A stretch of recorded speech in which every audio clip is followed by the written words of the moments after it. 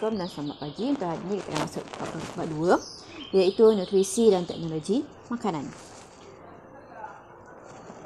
Okey, untuk subtopik 2.1 iaitu gizi seimbang dan nilai kalori. Di akhir pembelajaran, pelajar seharusnya dapat memerihalkan gizi seimbang dan juga mewajarkan kesan pengambilan jumlah kalori yang tidak menempati keperluan individu. Maksudnya malnutrisi lah. Okey, so yang pertama untuk gizi seimbang. Apa yang dimaksudkan gizi seimbang? Okey, gizi seimbang ialah makanan yang mengandungi semua kelas makanan yang diperlukan oleh badan seseorang dalam kuantiti yang betul. Okey, so sekiranya pemakanan yang diambil adalah tidak seimbang, maka individu tersebut akan mengidap malnutrisi lah, akan menghadapi masalah malnutrisi, iaitu apa yang dimaksudkan dengan malnutrisi iaitu kekurangan atau berlebihan mana-mana kelas makanan yang mungkin menyebabkan beberapa penyakit yang disebabkan oleh malnutrisi ini. Contohnya yang pertama, ini adalah goiter. Okey, so kalau kita perhatikan kat sini, dia punya leher dia bengkak lah. Ini goiter. Okey, kemudian ini pula, goiter disebabkan oleh kekurangan iodin.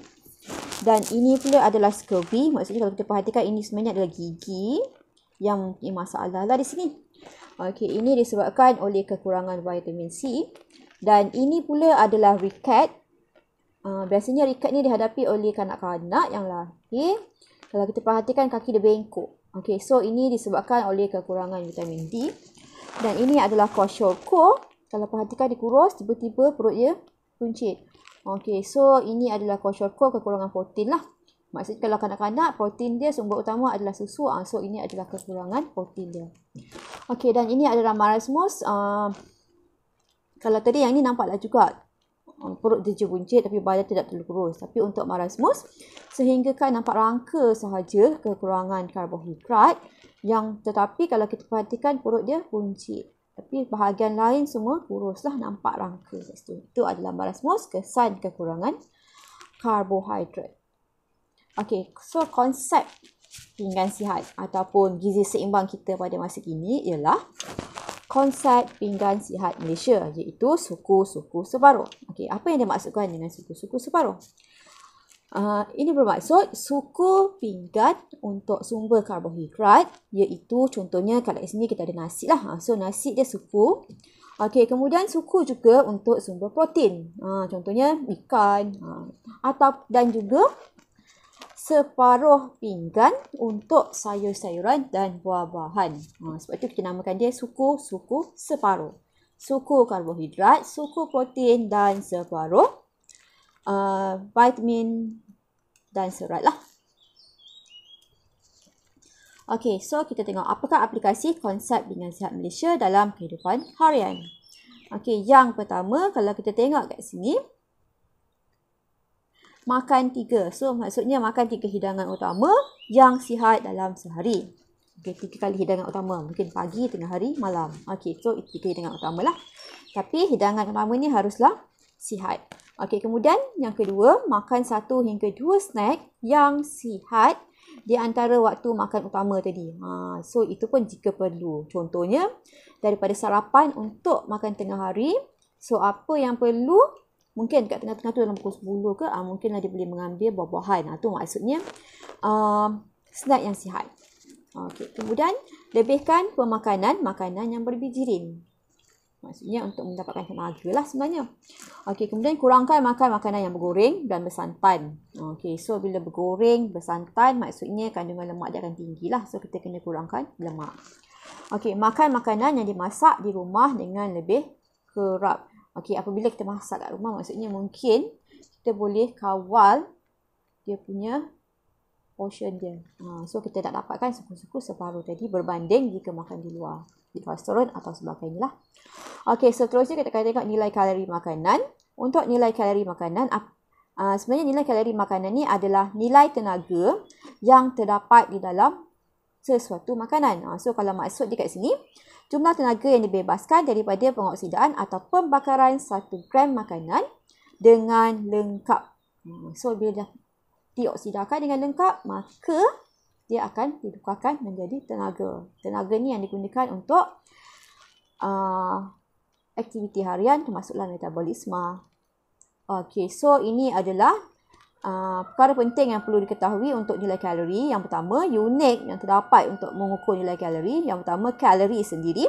Ataupun ringkasannya adalah CAL, ataupun kita boleh kilokalori, sekiranya kalori itu banyak lah kan. Okey, joule, simbolnya J, ataupun kalau banyak kilojoule, KJ. Okey, 1 kalori bersamaan dengan 4.2 joule. Okey, 1 kalori 4.2 joule. So, 1 kilokalori 4,200 joule atau 4.2 kilojoule. Okey, unit XI bagi nilai kalori ialah joule per gram. Okey, so ini adalah unit standard satu dunia lah, unit SI. International unit dia. So, unit standard dia untuk nilai kalori adalah joule per kilogram. Okey, so ini adalah contoh eksperimen bagaimana kita ingin menentukan nilai kalori yang terdapat di dalam sesuatu sampel makanan lah. Okey, pengukuran nilai kalori makanan yang paling mudah selain daripada eksperimen tadi mungkin rumit kan. Okey, kita boleh menggunakan radas khas yang dikenali sebagai kalorimeter boom. Okey, so dia disebut kalorimeter, maksudnya untuk digunakan bagi mengukur nilai kalori. Okey, so contohnya kat sini kelas makanan, kita boleh buat perbandingan. Kelas makanan mana yang mempunyai nilai kalori yang paling tinggi ataupun nilai tenaga yang paling tinggi. So kalau kita tengok kelas makanan yang pertama, kita ada karbohidrat. Nilai kalori dia untuk 1 gram makanan adalah 16.7 kilojoule per gram. Untuk lemak 37.6 kilojoule per gram, manakala protein 16.7 kilojoule per gram. Ini bermaksud lemak mempunyai nilai kalori ataupun nilai tenaga yang paling banyak berbanding protein dan karbohidrat. Contohnya kalau saya bagi nasi di sini, dimakan bersama ayam goreng. Okey, so goreng berminyak, so ada lemak di situ. So protein adalah ayam tu sendirilah. So sebenarnya dalam menu tu yang paling banyak sebenarnya adalah nilai kalori bagi lemak. Walaupun mungkin kuantiti dia tak sebanyak karbohidrat tadi. Okey, makanan yang berlainan dan anggaran nilai kalori. Nilai kalori dalam makanan boleh ditentukan melalui kuantiti iaitu karbohidrat, protein dan lemak yang saya cakap tadi dan terkandung dalam makanan. Sekiranya kita ambil gula, 100% dia adalah kalori lah sebab gula ni adalah kumpulan karbohidrat, dia sukrosa.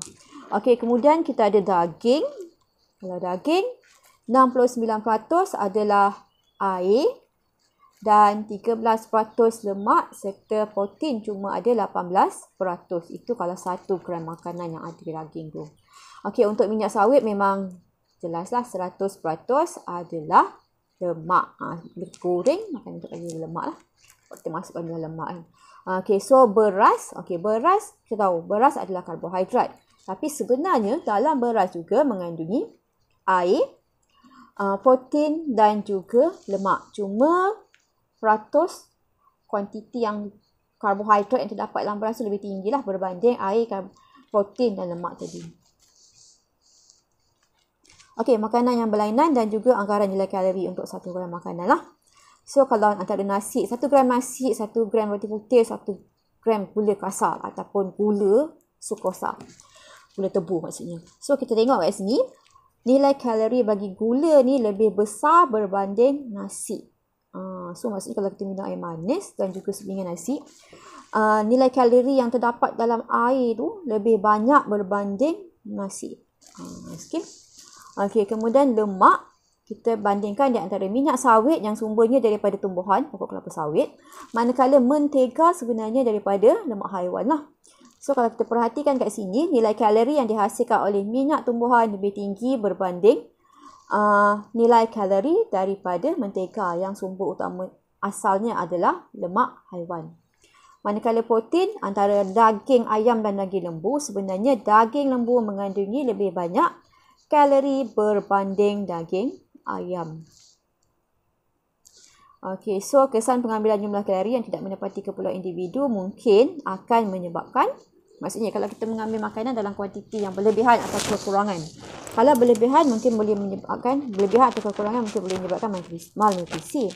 Namun sekiranya berlebihan mungkin menyebabkan obesiti, berlebihan berat badan.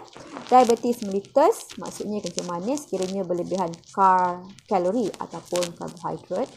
Okey, tekanan darah tinggi, serangan penyakit jantung, ini jantung sebenarnya, sekiranya berlebihan lemak mungkin salur arteri tersumbat. Okey, kemudian menyebabkan penyakit jantung, trombosis maksudnya berlakunya darah beku dalam salur darah, mungkin ke jantung akan menyebabkan serangan jantung. Ataupun anoreksia nervosa, kurang nutrisi. Okey, dia takut nak makan kan, so dia kurang nutrisi. Tadi lebih, ni kurang. Arteriosklerosis ataupun mungkin boleh menyebabkan stroke. Ini adalah kesan pengambilan nilai kalori yang berlebihan ataupun kurang daripada yang sepatutnya oleh seseorang individu. Okey, so ini adalah kesan pengambilan jumlah kalori yang berlebihan, dia akan jadi obesiti. Namun sekiranya kurang, dia akan jadi kurang berat badan. Contohnya kalau yang ini makan nasi lebih, dia akan jadi obesiti lah, berlebihan berat badan. Yang ini mungkin dikurang makan. Okey, so masalah dia yang pertama, obesiti, pengambilan makanan yang nilai kalorinya tinggi secara berlebihan dalam jangka masa yang panjang. Itu obesiti, makan dengan banyak dalam jangka masa yang panjang. Kalau hari ini dia banyak, besok tak, ya dia obesiti kan. Okey, so kesannya meningkatkan risiko mengidap penyakit seperti diabetes mellitus, arteriosklerosis, jantung ni sebenarnya, dan juga tekanan darah tinggi. Arteriosklerosis maksudnya saluran arteri dia ada bermasalah lah dekat sini. Okey, so untuk yang ini bermaksud, tapi obesiti sebenarnya dia bukanlah sakit, tapi dia berisiko untuk mendapat penyakit. Okey, tu obesiti. Manakala anoreksia nervosa, apa punca dia? Punca dia adalah keengganan. Maksudnya seseorang tu dia takut nak makan. Okey, so dia terlalu risau. Kalau dia makan, mungkin dia akan rasa dia gemuk. Okey, berat badan dia akan bertambah. Itu punca dia lah. Kesannya mungkin akan menghadapi masalah kesihatan dan akhirnya membawa maut kerana kekurangan kalori, kekurangan nutrisi. Okey, kemudian kita ada arteriosklerosis, sejenis penyakit arteriosklerosis lah. Arteriosklerosis kan. Okey, puncanya pemendapan kolesterol pada dinding arteri. Maksudnya arteri itu menjadi sempit sebab terlalu banyak kolesterol. Jadi lumen arteri menjadi sempit menyebabkan tekanan darah tinggi. So bila sempit, tekanan darah akan meningkat. Dan akhirnya mungkin boleh menyebabkan risiko penyakit jantung dan juga stroke. Itu adalah arteriosklerosis. Okey, diabetes mellitus ataupun kencing manis jenis 2, mengambil makanan atau minuman yang tinggi kandungan gula untuk jangka masa yang panjang. Tak kira lah dia makan nasi banyak ke, dia minum air manis banyak ke, itu bermaksud berlebihan gula. Okey, kemudian kita ada tekanan darah tinggi. Mengambil makanan yang tinggi kandungan garam juga dalam jangka masa yang panjang. Ini akan menyebabkan risiko kepada penyakit jantung dan juga stroke. Okey, corak pemakanan masyarakat Malaysia dan kesan terhadap kesihatan. Yang pertama, mungkin gula berlebihan, yang ini yang selalu berlaku lah. Jadi, kesan dia mungkin menyebabkan obesiti, kerosakan gigi, peningkatan risiko awal mengidap diabetes mellitus pada usia yang muda. Suka minuman, contohnya kat sini minuman berkarbonat, itin tu. Okey, pewarna dan pemanis tiruan dapat menyebabkan mungkin kanser, kemandulan, diabetes mellitus dan juga kerosakan hati dan ginjal, kerana pewarna tiruannya adalah satu benda yang bukan semula jadi, yang mungkin akan merosakkan hati dan ginjal lah. Okey, garam berlebihan, yang pertama mungkin menyebabkan tekanan darah tinggi, penyakit jantung dan juga kerosakan ginjal juga. Mungkin daripada faktor pemakanan yang suka makan snack yang masin lah. Okey, kafein dan minuman bergas menyebabkan susah tidur, kerisauan dan juga ketagihan.